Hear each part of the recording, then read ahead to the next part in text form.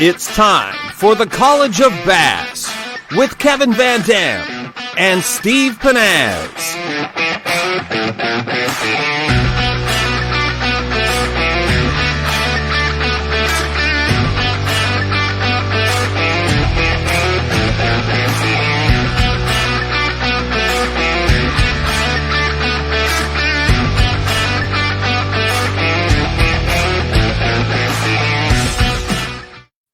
Hey everybody, welcome to College of Bass. Thanks for joining us tonight. We've got an incredible show.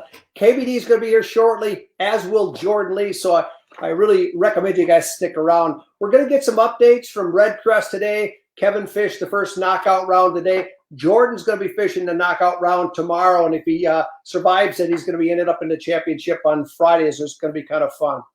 Our main how-to topic tonight is going to be swim baits. Hey, swim baits are one of the easiest baits to fish, but there are little tricks to making them more productive. And I got to tell you, between KVD and Jordan Lee, and I don't care what your skill level is, you're going to learn something tonight that's going to help them make them more productive. Hey, let's bring Kevin in. Kevin, I watched that last half hour today, man. I was feeling for you. You had a tough day today. Yeah.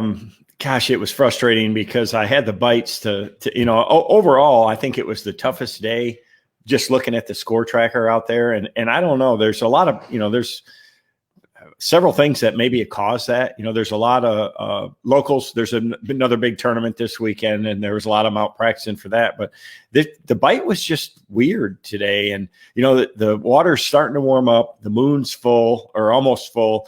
And they're wanting to think about spawning. And I think that's more what it was than anything. But because I caught really the majority of all my fish on a Strike King Thunder cricket, which is a bladed jig. And they just had been choking it every other day and practice and everything. And today it just got real weird. And I just had fish come off that I normally would never lose. You had what, four fish that you lost today? I had 4 good ones that I lost. And like I say, the system that I use with a rod and reel, I use a composite rod for it, and that I don't ever have that happen. So it was definitely frustrating. So you made the decision to fish shallow this week. What was kind of the thought process behind that decision? Well, really, it was the weather forecast. Last week the whole country was cold. It was cold down here. They've had, a colder than normal spring overall. Water temperatures were dropped. But right before we came, I just looked at the long-term forecast, and I knew that full moon was coming, and the lake level was up. And I guess I didn't know for sure how quick they'd drop it. But with high water, warming trend, full moon coming, those fish come to the bank. Even if they're not going to spawn yet, they're going to come and start sniffing around.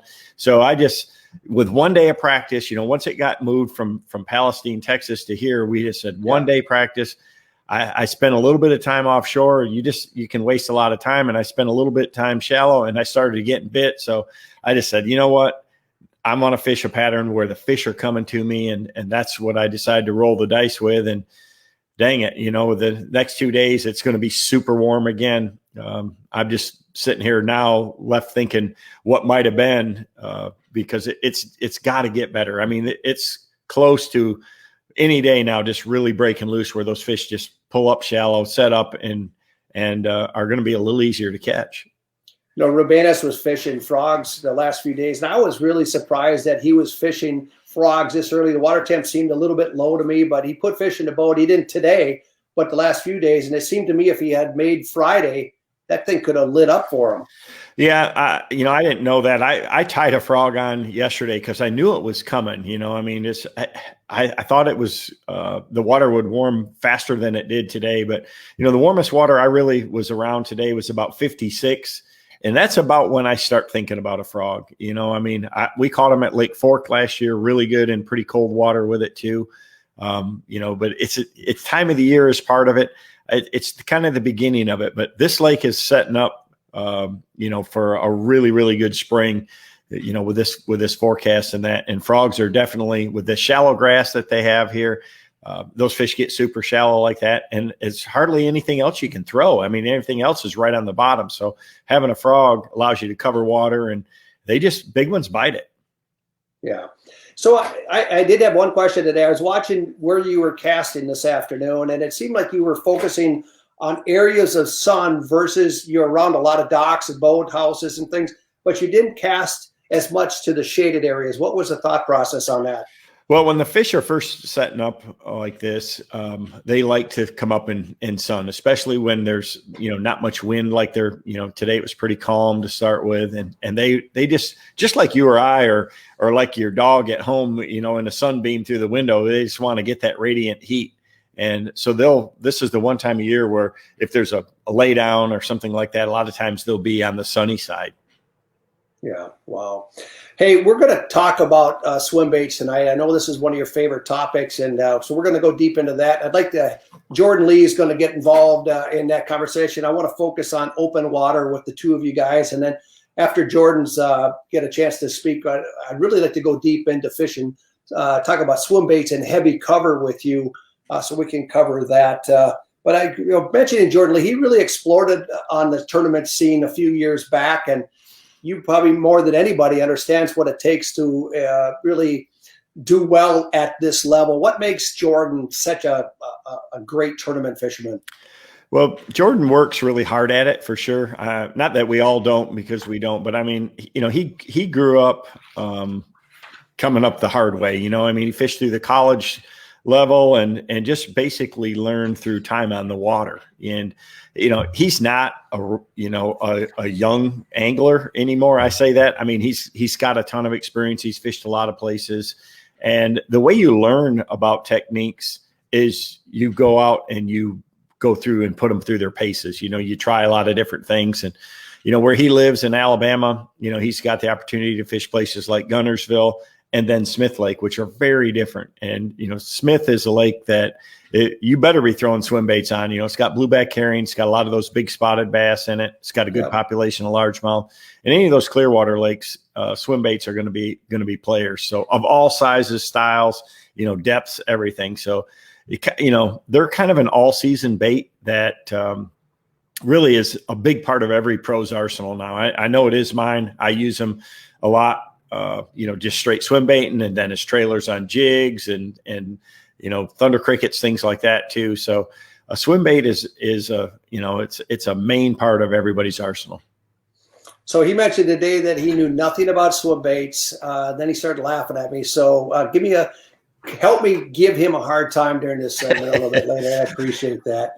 Well, hey, yeah, he had. I remember seeing him catch some pretty good ones last year, and at the heavy hitters event in Florida on a swim bait. So throwing the big swim baits, and there's a lot to it. I mean, there's a lot of different sizes and that to throw, and we all have our favorites. And I mean, the bottom line is you have to build confidence in any technique to be successful with it. Just like Fred Rambanis today was throwing a frog. That's his confidence bait.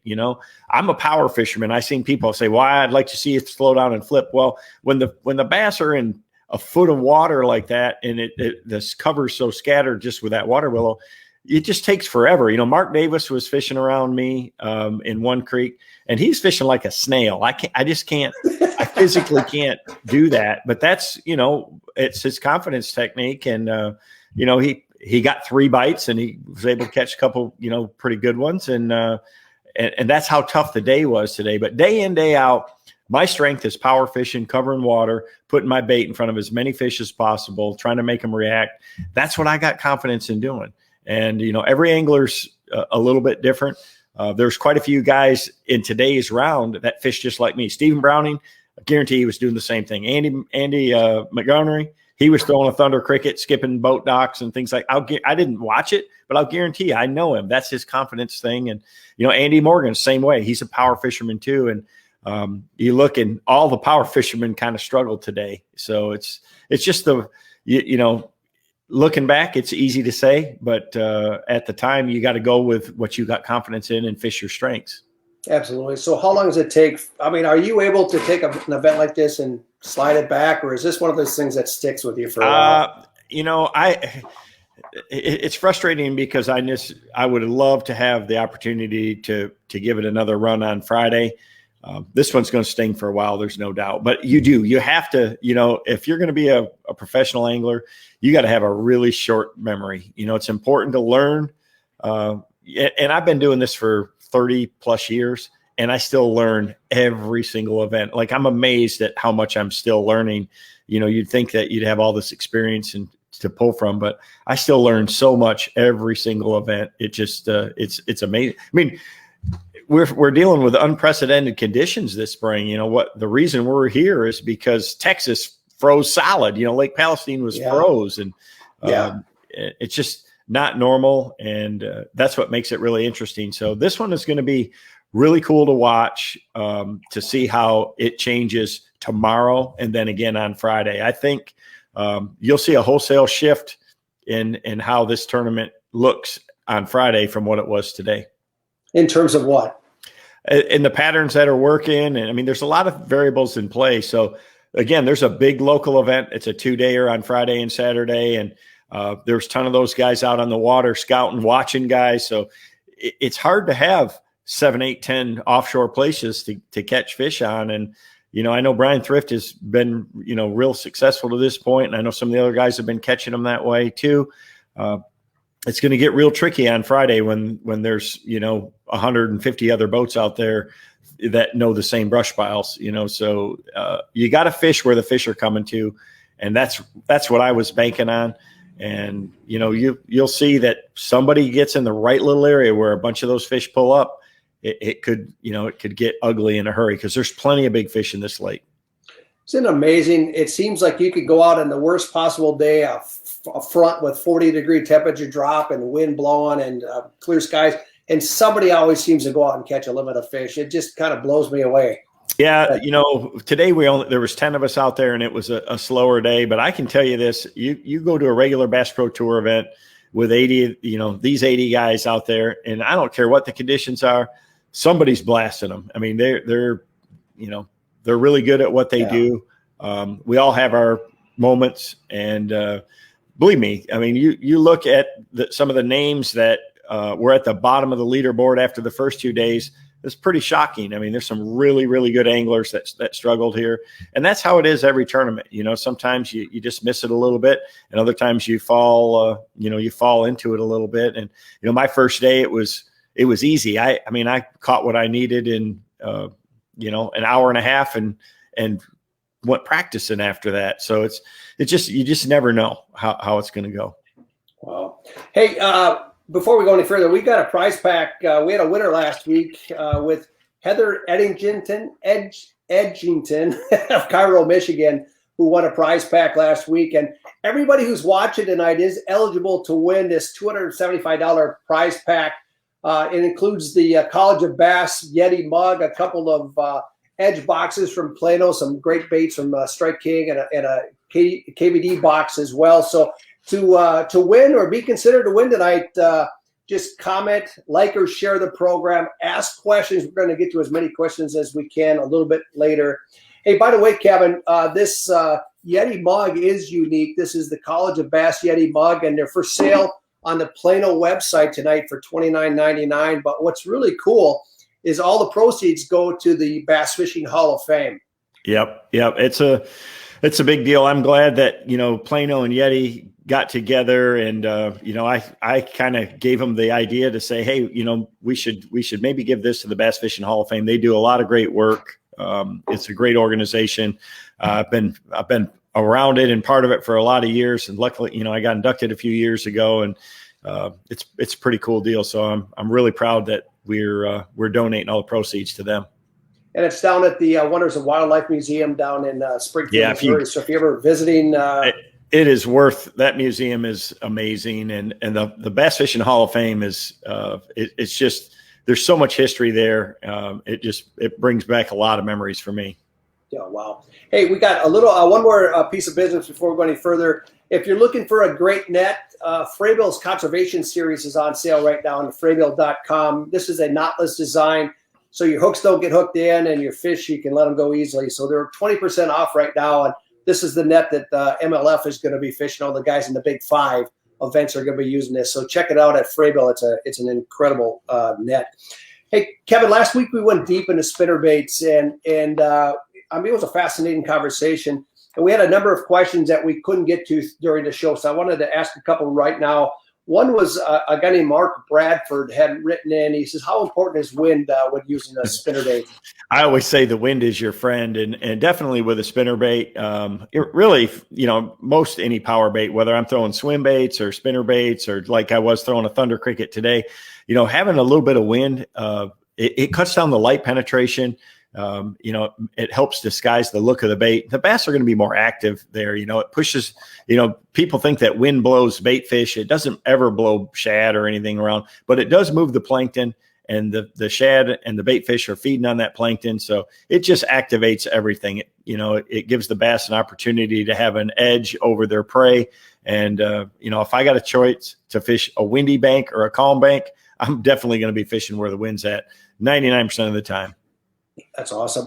And then we had another question from David Rhea. He said, do you have problems with the swim bait trailer causing your spinner baits to run sideways? Yeah, you want to make sure that your trailer is definitely rigged perfectly straight, because it will cant it off. Typically, I use smaller diameter trailers on my spinnerbait. I'll use a curltail grub or a menace or something like that. I've even been using a lot of swim baits instead of a skirt on there as well. And again, it's just critical to make sure that it's straight. If you're using a high speed presentation with a spinnerbait, I recommend no trailer at all, because it's so hard at higher speeds to keep that bait balanced with any kind of plastic on there. So just run the skirt for, burning the spinnerbait in clear water like we do for smallmouth. But for slow rolling a spinnerbait, I always want a trailer on there, and just make sure you get it perfectly straight. Awesome. Hey, Jordan Lee is in the queue. We're going to bring him in just a few moments, but I did want to start a little bit on swim baits. You remember this as well as I do. In about the late 80s, maybe mid 80s or whatever, we started hearing about these giant baits coming out of California. The AC plug, Alan Cole's bait, and guys that Huddleston and Mike Shaw and those guys. I got something I got to show you. I've got an original AC plug right here. You look at this, you don't think of that as an actual bass bait, but this thing really did stroke some giant bass over the years. And I know you fished a lot of the big swim baits in California. What was your first experience with them? Yeah, the first trip that we made out to Clear Lake, I went to a local tackle shop, and I spent about $200 to get 4 swim baits. And, they're like as big as a tennis shoe. And, the first morning of practice, I went out there and I was throwing one of these big 10-inch, slow reeling it like this, and it's just swimming along. And right off the bat, I caught a 10.5 pounders, the first bite that I had. And I'm like, oh my God, I am all in. This is the greatest thing ever. And in that tournament, I threw it a lot. I fished it a lot in practice. I had a lot of them follow it, and I'd pull it away from them, and I thought I was going to go back and catch them. Well, in that tournament, I never caught one on one of those big swim baits. They would just follow it, but they wouldn't eat it. And I learned then that there's a lot more to swim bait fishing than just casting it out and winding it in. And, since then, swim baits have come a long ways. They've built them for all different types of cover and sizes. And so you can fish them faster and you can fish them deeper. And now a swim bait is really, really versatile for just about any situation. But my original, experience with it, I learned a hard lesson real fast. So when did you start seeing the baits that we know now? I mean, the soft plastic style swim baits. When did you start seeing those show up on the circuit, and what was your first reaction to them? Well, I mean, it started right at that time, after that, the innovation started, and competition drives innovation. And most of it comes from the tournament trails, guys trying to figure out a better way or a system to have success with it. And that's what happens. Anything that something new comes out like that. I remember when buzz baits first came out, just how awesome of fish catchers they were. It was the same thing with the swim bait. Those first swim baits that I think got real popular were the Bass Treks, the hollow bellied Bass Trick swim bait from out there. And they have that wobble to them, and fish had never seen them or felt them or anything like that before. And it was just unreal. You could throw them in any conditions and be successful with them. And since then, there's a lot of swim baits. There's all different sizes, and, there's a ton of different rigging options. And, there's whole systems now just for all the different styles and types of swim baits. out there. Just like anything else, it's come a long ways in a short time. So Jordan Lee, I'd like to bring Jordan Lee in right now. He's our Alabama's Jordan Lee is one of only 3 anglers in history to win back-to-back Bassmaster Classics. The others are Rick Clunn and Kevin. Who's the other guy? I think I did it once too. So. Congratulations. He also won his first ever MLF pro event on Kissimmee, and he was the Bass Pro Tour Angler of the Year last year. Jordan, how are you doing, man? Man, I'm doing good. How are y'all doing? I'm good. Enjoying listening to the show and picking up some tips from Kevin. So, Kevin, it was a rough one out there today, so hopefully it goes better for you tomorrow. Maybe so. Yeah, it looked pretty tough on most of the guys. As always, few anglers are figuring them out, but it'll be a challenge, but I'm looking forward to it. Yeah. So Red Crest started tough for you, Jordan, as well. I mean, that first day, I wasn't sure if you were going to make the cut. Yeah, it was pretty tough. I knew with the one day right around practice period we had, I didn't really find what I was looking for, so I knew it was going to be a challenge, and it was tough both days for me. One day I was just fortunate to get a few better bites, and that's really the only reason I made it into tomorrow. Hey, before we get deep into swim baits, I did want to ask you, Berkeley came out with a crankbait last year called the Fritz side that really seemed to explode. There's a couple new sizes. What makes the Fritz side so unique? Yeah, flat-sided crankbaits obviously have been around for quite a while. They're really popular in cold water. They work. That's really when they shine, and it seems like the Fritz side, what makes it great is you can cast it really good. It runs in that perfect depth zone, that 5-6 foot, and it's just got a real tight wobble. You can cast it, like I said, really well. A lot of the wood baits, still work, and a lot of guys, it works really well in cold water, but the problem is you can't cast them, and the Fritz side just seems to have the same action as those wood baits. So that's what really makes it a special little bait. And they came out with a couple different sizes since the regular size was so good. Have a bigger version, which is kind of like a 2.5 style. It's called the Biggin. It's just a little bit bigger bait, and they make a junior too, which is a little bit smaller profile crankbait. So it's a great little bait that everybody should have. So Kevin and Jordan, I really want to go deep into fishing open water with swim baits with you guys right now. And Kevin, I guess I'd like to start with you a little bit on what can you define the types of swim baits that are out there right now, the 3 main types, and kind of go into the attributes of each one of the swim baits. Yep. So really it's there's swim baits that are built for different styles. There's the shallow water, like we have one called the Swimming Caffeine Shad that's really good. It's got a great tail action, but it's got a solid body, and it's really good for fishing like grass or heavy vegetation. It's, they're really popular in the Florida lakes and things like that for lily pads and Kissimmee grass. And then there's, the hollow belly baits, like the original Bass Tricks was the first one. And then, a lot of them, Strike King's got the Shadalicious. Berkeley has their hollow belly and they have a really good wobble to them. The whole body quivers, and they seem to be better for a little slower actions and really in a little cooler water. That's when they kind of shine. It's great for pre-spawn. And then there's, the other style, like the Strike King Rage Swimmer. It's kind of a ribbed body. It's got a bigger paddle tail, and they just have a kind of a slower wag, and they're a real good cold water bait, but they're also a real good warm water bait. And they're bulky. Those are the 3 main styles that I like to fish. And of course, they make them in sizes from anywhere from, little 2 and 3/4 inch all the way up to, almost a 6-inch size, a 5.75. And, it just depends on what you're targeting, how clear the water is. We throw a lot of small swim baits in open water for smallmouth. And I know Jordan does for spotted bass too. You got to throw, if the bait's small and the water's clear, you got to throw those little baits. They dang sure they're so natural, they can't help but bite them.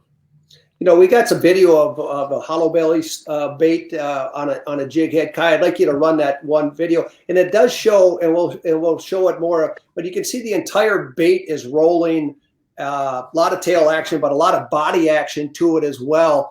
And if you look at that compared to more of the solid type bodies, you know, it's on the same exact jig, but you can see the big difference in the two baits. You got more of a tail action. This is obviously the Berkeley grass pig, but. So Jordan, when you're selecting a swim bait, I mean, take me through your decision process. Are you, let's set a scenario. Say it's you're finding suspended fish on top of trees or something in a clear lake.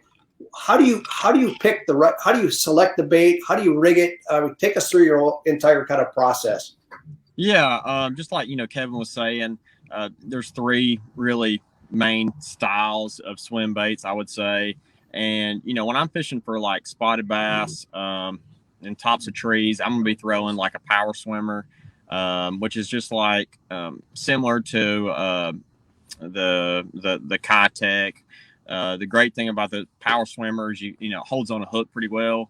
But typically when I'm fishing in open water spots, smallmouth, I'm going to throw that bait either in a 2.8 or a 3.3.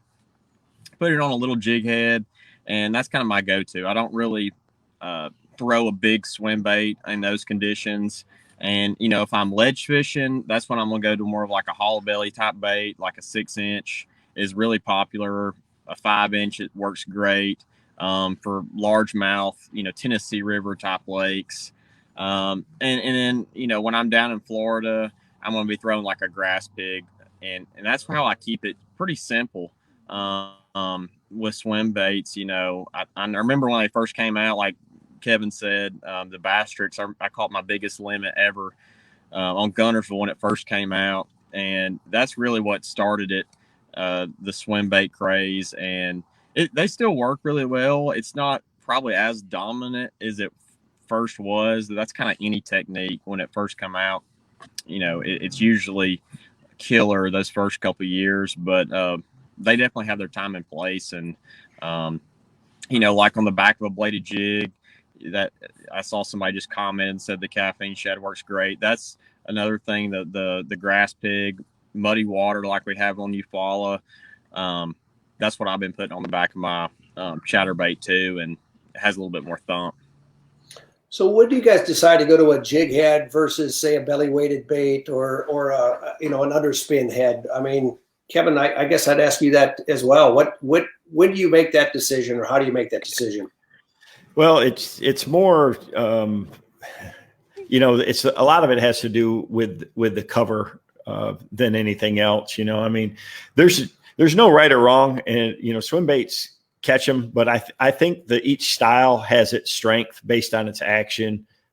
For certain rigging styles, I throw a ton of swim baits on jig heads. If I can get away with rigging it with an open exposed hook, if I'm not fishing brush or I'm not fishing thick grass, that to me is, the best way, whether I'm throwing big ones or little ones or anything in between. But, I definitely like a belly weight in cover, and I've even thrown one a lot with a spinner on it. Strike King makes one of those too, and you can put really any type of swim bait on it, whether I'm fishing it through grass or even in open water. And that having that little spinner, a lot of times having a little flash, just adds a little extra, visibility to it and a little extra vibration. It can be a difference maker. I've seen it both ways. So I just basically experiment and see what the bass, really like, but it's all about getting the bait to the right depth. So, if you got to use a real heavy jig head, or, if you're fishing deep, you just can't use a belly weight and get it down there. Their belly weights are really pretty good for shallow water or shallower water, and for shallow cover, or even right, close to the surface. And, jig heads of that are a lot better if you're going to fish them down or put it on just like you showed the video of on the swim jig. If you got to fish one weedless, you can take the skirt off that and put that in, fish it in deep brush piles. I mean, they're very versatile baits, and they just, it's the action that the bass can't handle. So, Jordan, when you're picking a jig head based on, say, depth or size of bait, take us through that process. I mean, how heavy a heads do you use? Are you looking for a slower presentation, a faster presentation? what are you looking for in a jig head? Yeah, in my jig head box, if I'm throwing a bigger, like a power swimmer type bait or even a bigger swim bait, I usually have a 1/2 ounce or a 3/4. If I'm fishing really deep and it's summertime and I want like a real fast fall, I'll sometimes throw 1 ounce, but usually a 1/2 ounce and 3/4 ounce. If I'm fishing, let's say 15, 20 foot, 10 to 20 foot is what I'm going to have. And if I'm targeting like spots with smaller swim baits, it seems like a 3.8 or actually a 3/8 ounce little finesse jig head is what I'm going to use a lot of the time. And, that's kind of what I stick with. I don't really, if I'm fishing, obviously the shallower water, I'm going to go with a lighter head. In deeper water, I'm going to go up to, like I said, a 3/4 ounce. So I keep it pretty simple on the size weight I'm throwing.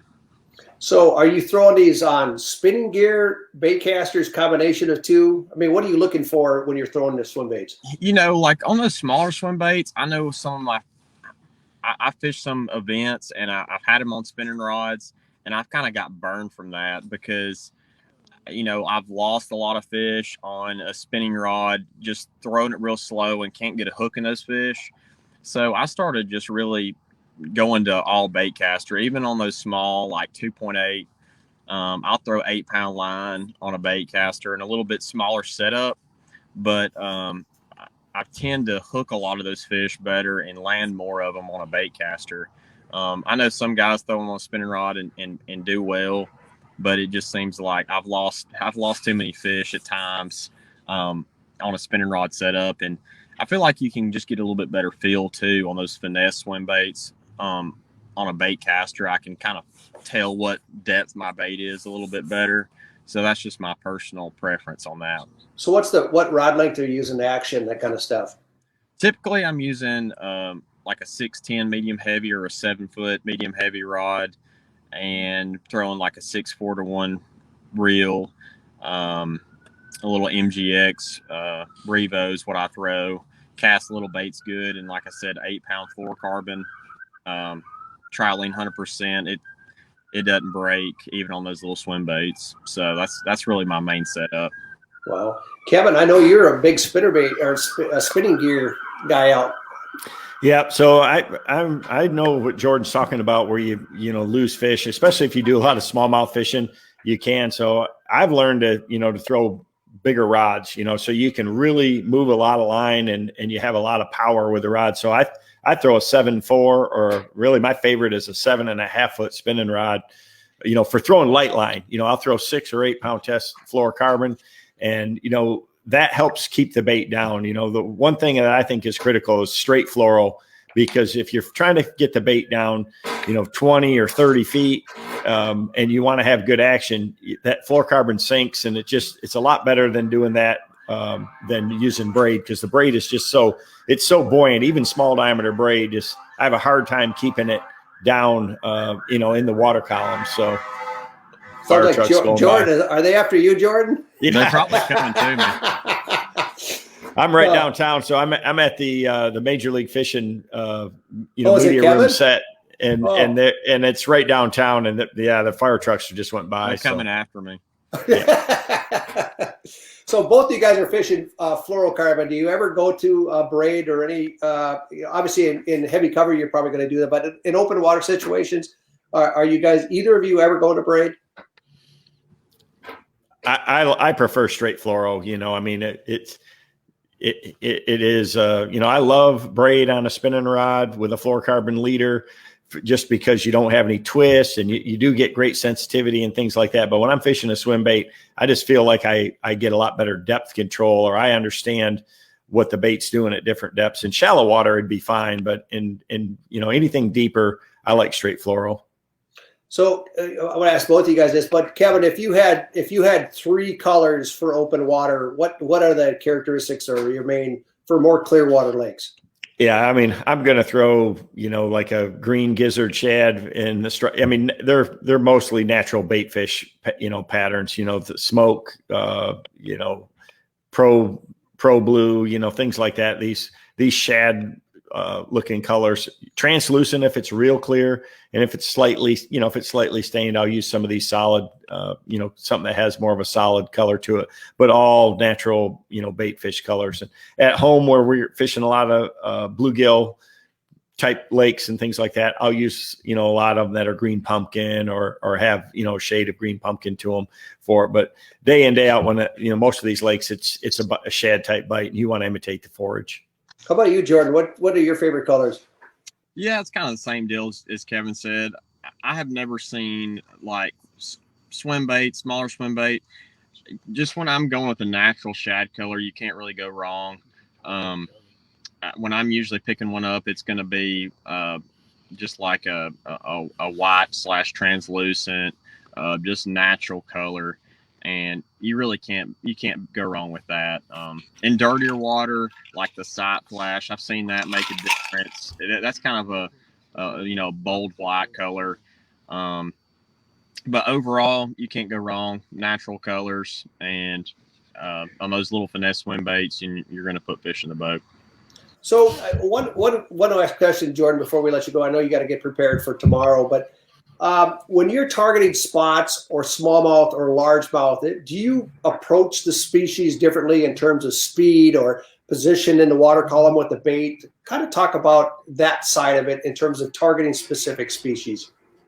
Yeah, it definitely matters. But typically on a smaller swim bait, 2.8, 3.3, or like a 3.8 even, most of the time the fish I'm targeting are going to be suspended. So, you know, I'm not going to let my bait typically go all the way to the bottom, but I'm not going to, you know, keep it up on the surface. It's usually a slower, medium style retrieve, and trying to keep it where I think the fish are at. So if they're in the middle of the water column, let's say above some standing timber, I want to just I want to let it sink down, obviously, to wherever I think the fish are at. If they're in 20 foot, I want to keep it right above them. And typically I want, you know, I try to visualize, like when I'm reeling that bait, I want them to be looking up at it for, you know, spots and smallmouth. Typically that's when you're going to catch more fish. When it's below the fish, it seems like they don't go down on it as much as they do like coming up and eating it. So that's something to keep in mind. For, you know, smallmouth and spots, just trying to keep it above them, and that definitely catches fish. So if fish are related to structure, so if they're bottom hugging, are you trying to ride it near bottom or right above the fish? Or, I mean, talk about the difference between that and, say, suspended fish. Yeah, I mean, sometimes when the fish are on the bottom, like in the ledge tournament, they're usually deep, pretty close to the bottom. I want to, you know, let it hit the bottom, and sometimes just a slow reel, and just kind of keep it in that strike zone. It doesn't matter really what bait you're fishing. You always want it to be around them. So if they're, you know, if you graph over them, or you feel like the fish are relating in the lower water column, you want to let it sink and make sure it's all the way at the bottom before you start, you know, slowly reeling. And definitely the speed you're reeling it at too, because if you're burning it back, that's going to keep it away from the fish. So just, you know, pay attention to that. Well, hey, we appreciate you coming on tonight. I know you got to get ready for tomorrow night, so I don't want to keep you any longer, but thanks for joining us on College of Bass, and good luck tomorrow. Yeah, I appreciate it, guys. Thank y'all. Get them both. Thank you. See you, bud. Kevin, I know, I think you got a different opinion on speed. I mean, one of the things that I know you like to fish fast, is at least as fast as possible. I mean, are you always using a straight retrieve with swim baits? Or, I mean, talk a little bit about trigger and strikes. No, I try to, especially in clear water, you know, once it's warm, speed is critical. And Jordan, he kind of alluded that a little bit too. You know, in the summertime when you're fishing ledges and things like that, you cast a swim bait out there and you can reel it along slow, and then, you know, you might burn it 4 or 5 cranks real fast and then let it fall back to the bottom. You know, that quick burst of speed, a lot of times it will trigger them. And it's the same for clear water, you know, like smallmouth or spotted bass when it's warmer, that, you know, they'll key into that bait when it's swimming along, but then a change of pace will trigger them into biting, you know. So typically, you know, burn it 4 or 5 times and then kill it, let it sink back to the bottom with tension on the line though. And it just let it pendulum fall back. It can be deadly effective. So I like to use probably a oversized head in a lot of situations when I'm trying to trigger them like that, just so that it has a pretty fast fall, and keep that line tight and let it fall, burn it up and let it fall back through the zone where I think they're at, especially if you're seeing them suspended and things like that. It can be good. He made a really good point in that you always want to fish a swim bait above their line of sight. It's kind of like a spinner bait the same way. You want it slow rolling over the cover, and whether you're fishing in the grass or brush or cover or not, you want to keep that bait above the fish's line of sight and where you think he's at, and just above him though. So that's why it's so critical, on suspended fish, to have a really good presence of knowing how deep your bait is, to count it down to a certain depth, reel it a little bit, and then just trying to keep it into that exact in that exact zone. It takes practice to be able to say, well, hey, I'm going to fish a swim bait and keep it at 15 feet, or I'm going to keep it at 20 feet. So it's all about the line diameter and the size of the head and swim bait that you got on there to be able to control it, to get the depth and the speed that you're looking for. Very similar to changing blades on a spinner bait to do the same thing when you're fishing a spinner bait deeper. You adjust the head size and the blade combination to give you the speed and depth you're looking for. And a swim bait, exactly the same. Do you think it's fair to say that people use most anglers or a lot of anglers use the lead heads or a weight that's too light for the bait? In most cases, I tend to use heavier than most. Most of the time I'm throwing a 3/8, and I throw a lot of 16th ounce increments. So I got 3/8, 5/16, halves, 5/8, 3/4, 7/8, and 1 ounce. We in the north, people are really adamant about custom jig heads and things like that. I think I sent you a slide with a bunch of some of my favorite swim baits and with some of the heads and things that we use. So go ahead and run that. So I like a rage swimmer day in and day out, and this is one with all the hollow bellied baits and the belly weights, with the blade in that. This is what I throw in shallow water. That's a must-add belly weighted hook. And the cool thing about that is you can slide that weight either forward or back to make it run deeper or shallower with the same exact size on it. If you run it forward, it makes the bait run deeper. If you slide that weight back, it makes it run shallower. The other slide is the one with the jig heads, I think, that I sent one in. If he's got it, I saw it earlier. Kai, I know you've got it.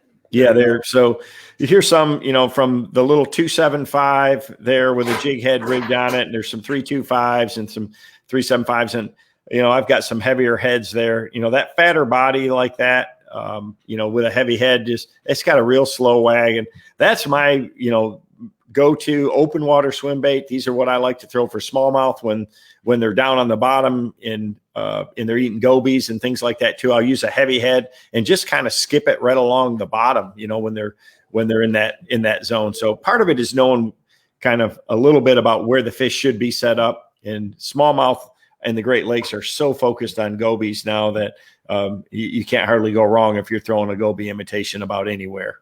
Yeah, they work great. But I guess the thing that you got to remember is that, you're moving a ton of water with a lot of these swim baits, and you got to make sure that you cover that. Hey, in the photo, we've got some baits that have ribs, and we've got baits that don't. When do you fish the ribbed bait versus some of the, say, more of the smooth style baits? So the rib baits are designed the ribs help slow the bait down.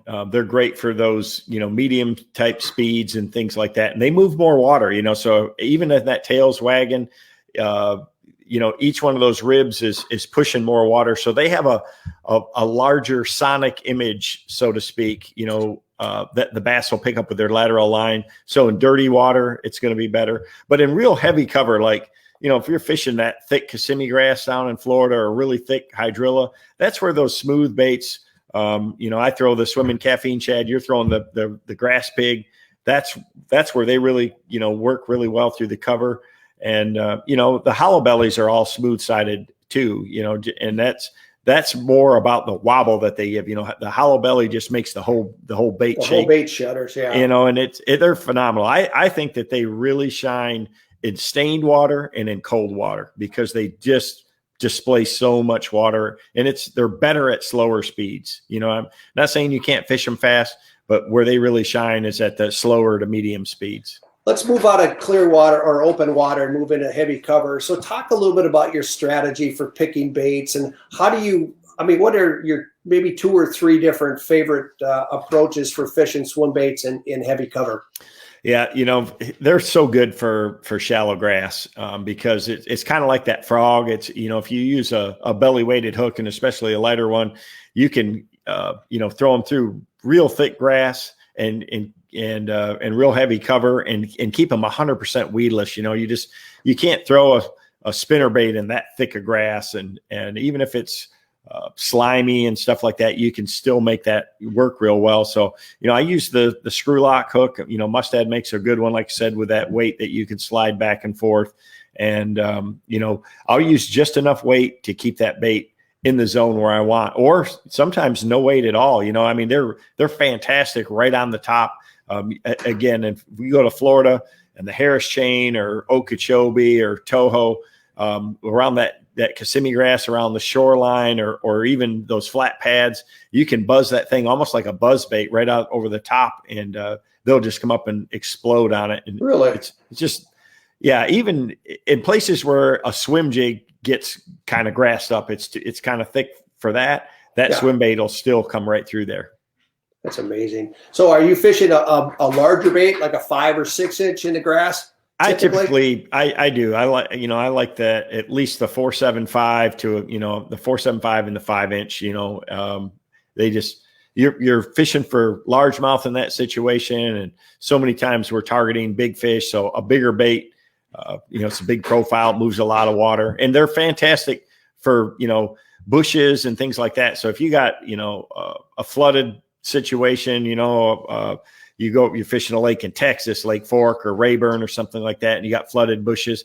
Again, that swim bait is totally weedless. I'm going to throw it on straight braid in that situation around that shallow grass. No fluorocarbon here. This is straight braid and, 50 or 65 pound test. And you can, skip it back in holes in the bushes and things like that, or even, real shallow boat docks. If you got heavy, thick, shallow brush, cover, grass, vegetation, flooded stuff, swim bait's a great choice for getting those fish out of there. So in terms of rods, you're going to use sort of a flipping stick style, 7.4, 7.6, medium heavy or heavy, or what are you throwing? Yeah, if I need to still be accurate with my casts, I'm going to be a little bit shorter. Probably my favorite is a 7.4 heavy. I make one in my series that's what I throw it with, is that 7.4. If I'm out in open water now or open grass, yeah, you can go to a big rod, like almost like a flip stick. I'll throw a 7.6. Heavy action with that braid. You're just, you want something you can throw a long ways and you got a lot of power to get them out of. But if you got targets, a little shorter rod's always going to be better. So if somebody's fishing open water or cover and they're not getting bit, if you had 1 or 2 tips on maybe helping them trigger strikes, what might it be?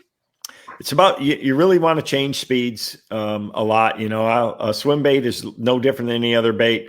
A slow, steady retrieve catches fish when they're active, but when they're not, stopping it and starting it, just quick little a twitch, jerk, pause. The same kind of thing I'm going to do with a spinner bait or a crankbait. When it hits some cover, snatch it forward a little bit. Make it erratic, make it look like it's trying to get away or it's injured. Bass are they're a predator, and their instincts tell them to target those that are look different from the rest. So I'm gonna try to make it move a little bit more erratic. So in heavy cover, I'm assuming you're fishing more bluegill colors, the black blues, the green pumpkins, that kind of stuff. Yeah. Water clarity is a big part of that. In dirty water, black and blue is one of my favorites, or like that sight flash. I'm going to do something either bright or dark. And then as it gets a little cleaner, especially in a lot of lakes where there's a population of bluegill, and a lot of bluegills live around grass, I throw a lot of green pumpkins, or shades of green pumpkin. And, a lot of times I'll dip the tail in chartreuse. maybe even a little bit of orange here and there at times, but usually chartreuse. But day in, day out, those colors and vegetation really work well. And if the water's clear, even, green pumpkin or the watermelon shades are going to be real popular, because that's just what lives in the grass is the same color. So why swim baits are all in that sort of that shad style, the longer, thinner baits? Why did the bluegill shapes never really take off? I think part of it is that they're harder to rig. That's harder to get them to go through cover the way these, more streamlined designs are. And bluegills come in all sizes too, so, I mean, even though it's not the exact shape of a bluegill, I'm sure that in a lot of cases that when they see it going over the top of them quickly in the grass and things like that, that's what they think it is. So it's just hard to get a taller, shape like a bluegill is, to stay streamlined and to not roll and not turn. It's just design wise, it's a lot harder to fish one like that at speed. I mean, that's why a torpedo is shaped like it is, because it's designed to cut through the water and be fast. And those swim baits are the same way. If you want to trigger fish, you got to be able to pick up the pace at times with them. And, having that speed is really important to do that. Hey, before I forget, I want to move on, but if there's anything to add, but we were doing a commercial for Abu years back on a lake down in Texas. It was Choke Canyon or something. And the producers kept yelling faster, faster, faster. And I had the ugliest, weirdest colors swim bait on just to get through the grass. And about the third cast, the water bulged behind it, and an 8-pounder grabbed the bait. It was the weirdest situation that's ever happened to me. Hey, anything to add on swim baits before we move on? No, I think we covered a lot. I've seen a lot of good questions. I had a lot of people asking me about red crest and what I did and what I was throwing, the thunder crickets and things like that. So yeah, we can. I think we've covered it, and we'll have some of those questions next week on the show that we had from here. So if there's something that we missed, I think we covered a lot of it between Jordan and I, and we can hit some of them, highlight a few of them next week as well. Yeah. Hey, we got some viewer questions from last week that I want to bring in. The first one was from Michael Allen Johnson.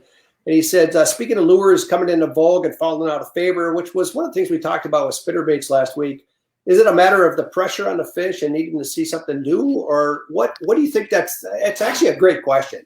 Yeah, it is. And I think at times, especially on these lakes that do get a lot of pressure, these famous lakes like Lake Fork or Gunnersville or here, Lake Eufaula. I mean, this place it's amazing how many people come here to fish, and they do. I mean, once I think fish see a lot of baits, they definitely get conditioned to them, or I've seen it. I've seen the same thing with Jordan mentioned it with the hollow bellies. I mean, it just initially they were unbelievable, and now they still catch fish, but it's not quite the same thing. But a lot of it, I think, is in our head. In that our fishermen in general are always looking for the magic bait, the secret lure, the one that's going to really make the difference. So they like new things. That's why, companies always have, new innovative products coming out, because they know that anglers are always looking for things new. I mean, we're trying to come up with new colors, and obviously it's important to be natural, but a lot of that I think is us, not necessarily the fish. And when these baits, and it's confidence too. I mean, again, there's guys that are just really confident in certain techniques and certain baits, and they make them work when other people can't. By the way, I noticed on Red Crest coverage this week, especially day one, a lot of guys were throwing spinner baits. I thought it was very interesting, given the show last week. Hey, we had Jimmy Crawford asked, what gear ratio are you using for crankbait fishing? Yeah, so I like I've got a reel that I designed in my series for Lose that has a 25 inch per crank. So it's a 6:3 to 1 gear ratio, but I really like that 25 inches per turn for cranking. Some people like a faster reel. If you go to a reel that has too high a gear ratio to it, I think I lose a lot of feel. So you see that, I'm not scared to wind it pretty hard. And it's just what I'm comfortable with and what I'm used to. I get a tremendous amount of feel with that. And, I believe it's the perfect ratio for cranking, whether you're throwing, square bills around shallow cover, or you're throwing a 6XD out on a ledge. I like that speed for it. And again, if I want to reel it faster, I can wind it pretty darn fast. Some, other people like a faster reel so they don't have to turn the handle quite as quick, but it's just what I've, gotten really comfortable with. So is that true with lipless baits, lipless cranks? Yeah, especially in cold water. You want to do that. The one problem with a lipless bait, even in warm water, is, man, it can be a mistake to overwind it. To reel it too fast. There's times when the fish really want it fast, but early season, when the traditional pre-spawn bites going on, where everybody's throwing a red eye shad and Toledo Bend and Rayburn in the spring, having a little slower reel forces me to slow down a little bit. I throw that same one, the 25 inch per crank reel. And it just, I have such good feel of that bait. When you got a little piece of grass on there, I can tell, and just having that where I'm not overwinding it like that, I just have a lot better control of the bait. Hey, this leads to another question. You'll look on the deck of most bass anglers. They've got 10, 12, 18 rods laying out there. Do you ever feel that it's a mistake to have too many different actions on the deck, just so you don't learn how to fish the rod, the combination correctly? I carry a lot, I have my own line of rods and reels that came out, and I've got 23 different models, spinning, composite casting for crankbaits and bladed jigs. And so I should withdraw this question. Yeah, you can. I'm it's like a golfer with golf clubs. You got to have the right club for the right situation. But we all have our own preferences. They're not, Jordan is going to use something a little different than me, and you're going to use something, and it comes through experience like that. So there's not a right or wrong. It's really whatever works for you. Yeah, a lot of it has to do with your physical size. If you're only, if you're 5'6" or 5'8", it's hard to throw a really long rod around targets. Compared to somebody who's 6'7", it's totally different on how you're going to handle those rods. So part of it is physical stature and the techniques and what you're, confident in. But it is important to have the right tip action, to have the right action in the rod for casting accuracy or controlling a bait, or to maximize the action out of a certain technique. I was really surprised when Jordan said he fished more of a heavy action on some of the swim baits. That really kind of blew me out of the water. Yeah, in most cases, I would tell you, you're always better to fish a rod that's too stiff than too soft. You're going to lose fish in a lot of situations with too soft a rod, and it's just part of the deal. But hey, one thing I wanted to talk about was, again, you see a ton of the shallow water guys here. A bladed jig was really dominant. I was throwing a Thunder Cricket. Plano has the best bladed jig box. If you can pull up that edge box, if you're looking for a good box for your jigs or your bladed jigs, this edge box right here is absolutely unbelievable. It locks them in place. You just put the neck of it right in those little posts. When I started the season, I had 170 Thunder Crickets in this one box. It's a 3700 series. And, I've got a swim jig box, a football head jig box, a bladed jig box, and then a flipping jig box. So if you're looking for a good jig box, look no farther than that one right there. Kevin, that might be the best tackle box ever made. For really what it does, there's nothing better. It has solved a huge nightmare for me for keeping my jigs organized by size and color. With the clear lid, I can look right in there. I just write right out on each row on the outside, what size they are, what weight they are. And I know right where I'm at. And it really makes a big difference. We got time for one more question. It's Mark Bennett is his name. And he says, on a large flat or weed line, do you prefer to make long casts or target specific areas within, say, the weed line or the flat? That's actually a great question. Yeah. So, if you're fishing up on top of the flat, you can go up and fan cast around, but typically in a lot of cases, we're targeting the outer edges, or, it just depends on how thick the grass is. If it's real thick and it's an outside wall, a lot of times I'm going to try to fish closer to parallel down that if I think the fish are on the edge. But most grass lines are more scattered, and, I like to fish them at a quartering angle, and just, until the fish tell me how they're relating to it.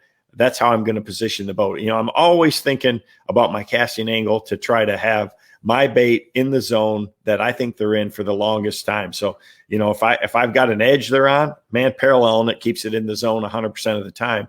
If they're all scattered over the flat, then you got to fan cast the whole thing, So it just really depends on how they're set up. But he's thinking exactly spot on. Is like, hey, man, how should I position the boat? Yeah.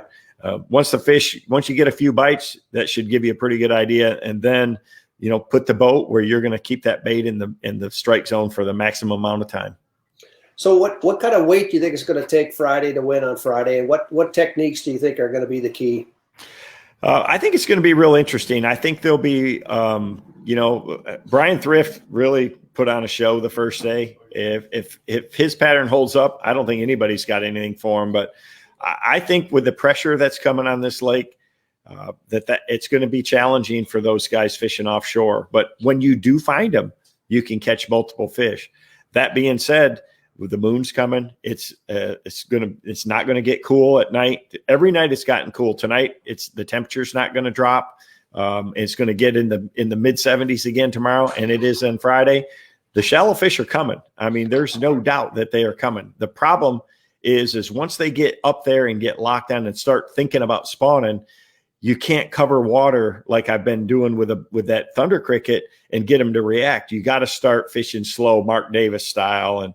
But if you can get into a small area where there's a bunch of them at, and it will happen here, you can do well in a hurry. So that's going to be the $300,000 question at the end of the week: is what's going to prevail, shallow or deep?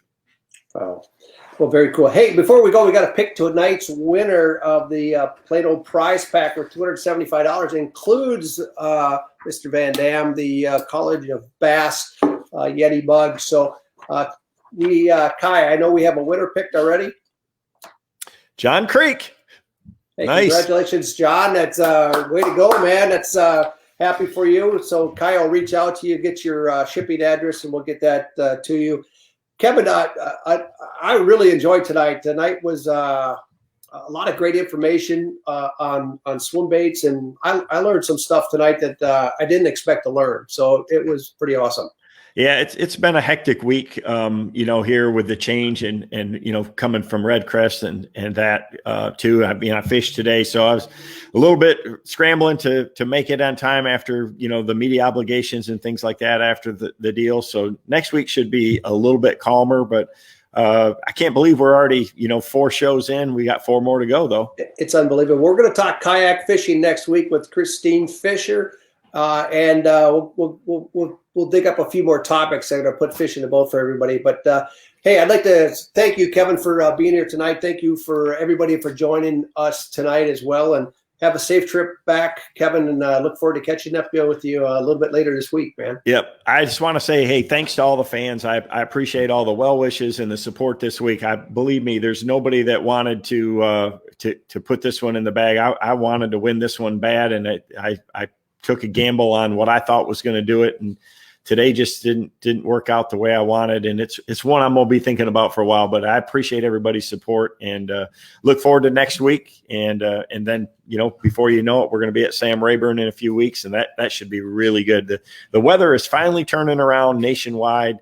Where we live in the north, it's a little ways out yet, but down south, man, it is gangbusters. The bite's happening a lot of places right now in the deep south. The fish are spawning with this moon, and it's really getting into the heart of the season. That's awesome. Well, thanks so much. We'll see you next week. Yep. Bye, everybody. Thanks for watching The College of Bass. Join us for an all-new episode every Wednesday night.